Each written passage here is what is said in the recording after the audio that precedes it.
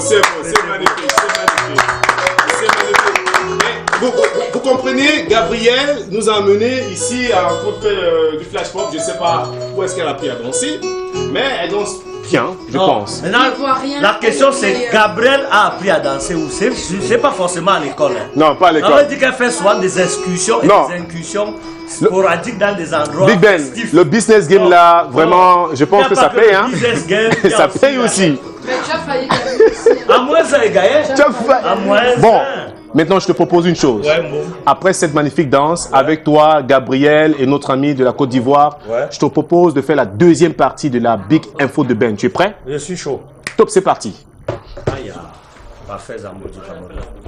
Le jingle est déjà passé. On dit que l'affaire là est déjà passée, mais par rapport à la somme de all les rapports, bien sûr. Je parle encore au Rémi.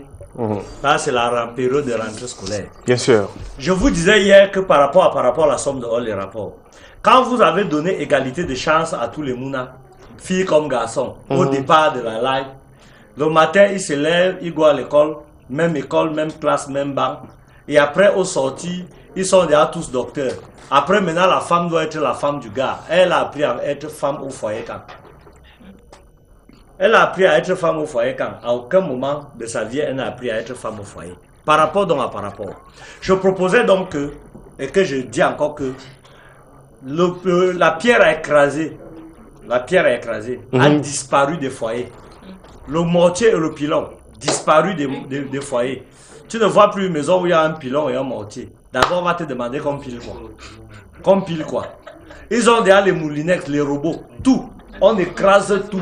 On envoie tout piler en route. D'ailleurs, la jeune fille ne sait même pas écailler le poisson, ni couper la tête d'un poulet, le nettoyer et le présenter. Parce qu'au marché, il y a déjà qu'on fait tout là-bas. On écaille le poisson au marché. On te coupe les condiments. On fait tout. La femme part au marché avec son sac et son argent. Elle ramène des choses qu'elle met seulement dans la marmite. Même les morceaux de viande, on coupe déjà au marché. Vous croyez que nos jeunes filles aujourd'hui est-ce qu'elles sont prêtes à aller en mariage? Et c'est pour ça que vous allez rester avec la souillure. C'est-à-dire que tu as ta fille qui a tous les diplômes, elle part en mariage, on part la chasser. Parce qu'elle est obligée de partir avec la cousine qui a grandi au village, qui elle est restée à côté de sa mère, a tout appris. Quand elle arrive dans ton foyer, c'est elle qui s'occupe de ton mari. Tout ce qui est bon, c'est elle qui prépare. C'est elle qui sait entretenir la maison. Finalement, même le mari découvre qu'elle est même un peu plus disponible que toi. Puisque toi, tu es son rival. Tu peux au travail comme lui. Vous êtes au bureau. D'abord, tu es même un peu son chef au travail là-bas. Qui s'occupe alors des enfants? Résultat des courses, un enfant à 16 ans, il fume derrière le banga. Parce qu'il n'est pas contrôlé, surveillé à la maison. Qui le surveille, qui le contrôle? La mère travaille, le père travaille. La jeune fille a sa grossesse précoce. On commence à chercher la lame du quartier pour enlever une grossesse précoce parce que l'enfant doit repartir à l'école. Parce que uniquement madame a démissionné de son boulot, de son devoir qui est celui d'être la mère au foyer, la mère qui nous a donné une éducation, cette mère qui a permis que chacun de nous devienne un homme. Elle a abandonné ça pour aller chercher le front comme l'homme. Dans la Bible, il est écrit, tu gagneras ton pain à la sueur de ton front. On n'a pas dit à une femme que tu gagneras ton pain à la sueur de ton front. On a dit que femme, tu enfanteras avec douleur.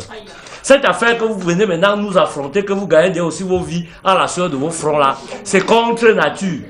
C'est contre nature. L'homme va, il cherche la ressource, il ramène à la maison, il remet à la femme qui entretient la maisonnée et s'occupe de la maison. Parce qu'il faut avoir bac plus peut-être même 5 ans pour être femme au foyer. Parce que ce n'est pas facile d'entretenir un homme et les enfants. Ce n'est pas un petit travail. Tu as des enfants qui crient partout, qui font ci, qui font ça. Nos mamans étaient des génies. Aujourd'hui, c'est la ménagère qui n'a même pas le CEP. C'est à elle que tu confies la garde de tes enfants au quotidien. Quand elle veut, elle les gifle comme elle veut. Quand l'enfant même dit que je l'ai dit, que la bonne ne peut même pas corriger, parce qu'elle-même elle ne sait pas qu'on ne dit pas que je l'ai dit, que nos pères et la mère sont au front. Eux tous cherchent l'argent. Vous cherchez alors l'argent pour qui? Si vous avez abandonné l'éducation de vos enfants à une ménagère. Vous cherchez alors l'argent pourquoi? Si les enfants sont désœuvrés et abandonnés à eux-mêmes. Je vous propose un retour aux sources. Je propose que l'église revienne au centre du village. Je propose que tout le monde reprenne sa place. Et vous les femmes, on ne vous interdit pas d'aller à l'école. On vous propose seulement qu'en allant à l'école, gardez les bonnes manières. Parce qu'un homme qui a une fille, qui est illettré, qui a tous les diplômes de la terre et qui n'est pas marié, a fabriqué une bordel. Il doit en avoir honte. Et quand tu finis de dire C'est ça... une bordel que tu as fabriqué chez toi.